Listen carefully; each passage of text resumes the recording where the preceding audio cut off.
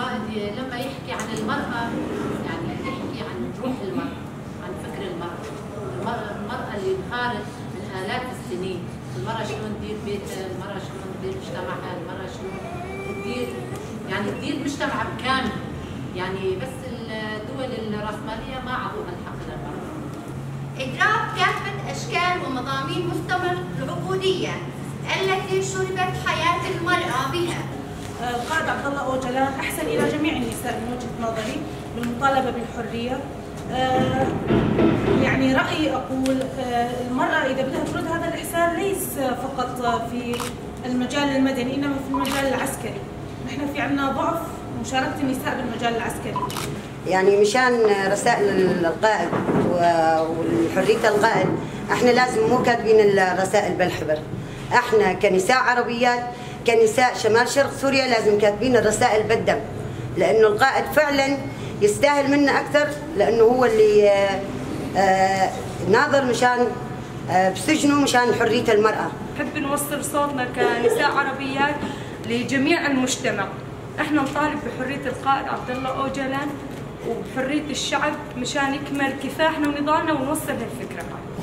طبعا نحن على مستوى مقاطعة الحسكة بلشنا بالندوات حوارية مشان حرية القائد. مثل ما تعرفون القائد عبد الله أوجلان صار له 25 سنة بين 4 حيطان، ولما النادي بالمنظمات الدولية حقوق الإنسان يعني صار 25 سنة القائد عبد الله أوجلان مثل يعني سياسي، يعني أي معتقل سياسي يعني في له زيارات، في له محامين، في له حكم، يقدر يفوت على المحاكم يحاكمونه. يعني عبد الله أوجلان لهلا صار 25 سنة غير محكمة واحدة، يعني ضمن هالسجن كمان تجريد على تجريد، يعني كل ما يحطون عليه تجريد. لما بجبال الحرية يا بشمال وشرق سوريا أردوغان ينكسر يحط عليه تجريد.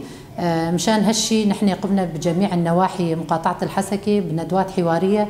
ولما نقول القائد عبد الله أوجلان طالب بحرية المرأة، ثورة شمال وشرق سوريا يعني هي ثورة المرأة، وهالحرية اللي عطاها القائد لازم المرأة كمان يعني تناضل بحرية القائد.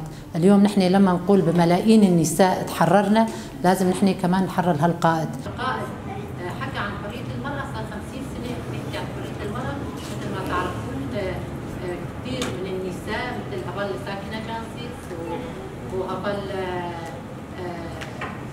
بيريتان، هبل زيلان وبعشرات الرفاق راحوا على الجبل مشان يحمون حق المرأة.